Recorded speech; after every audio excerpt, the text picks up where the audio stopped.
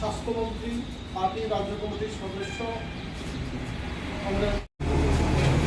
আমরা এখানে সমবেত হয়েছি কমরেড বিমল সিনহার প্রতি শ্রদ্ধা জানানোর জন্য।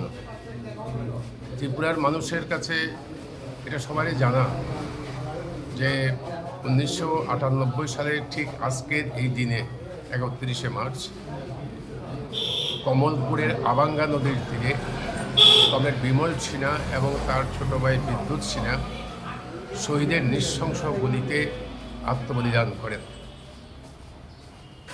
সন্ত্রাসবাদীরা তাকে খুন করেছে এবং সেই সময়তে সন্ত্রাসবাদের বিরুদ্ধে লড়াই করতে গিয়ে ভারতের কমিউনিস্ট পার্টি, মার্ক্সবাদী, উপজাতি গণমুক্তি পরিষদ, TYF-এর অনেক কমরেড আমাদের শহীদ হয়েছেন।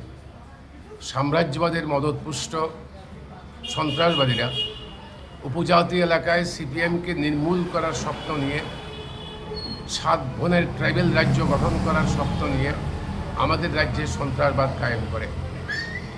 কারণ বিমল সিনহা এই সন্ত্রাসবাদের বিরুদ্ধে লড়াইতে অন্যতম প্রধান নেতা।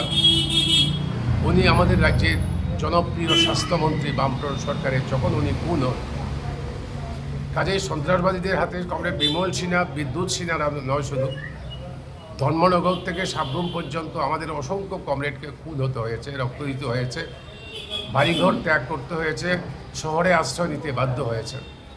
এইভাবেই সন্ত্রাসবাদের বিরুদ্ধে CPIM ত্রিমুখী লড়াই করেছে। একদিকে সন্ত্রাসবাদের বিরুদ্ধে মতাদর্শগত সংগ্রাম, অন্যদিকে তৎকালীন বামফ্রন্ট সরকারের প্রশাসনিক উদ্যোগ, TSR, প্যারামিলিটারি ইত্যাদিকে প্রয়োগ করা, অন্যদিকে তাদের উপজাতি এলাকায় উন্নয়নের রাস্তা তুলে নেওয়া, যেন উন্নয়নের পথ খুলে দেওয়া, যেন সন্ত্রাসবাদীরা অন্য উপজাতি যুবকদের টানতে না পারে।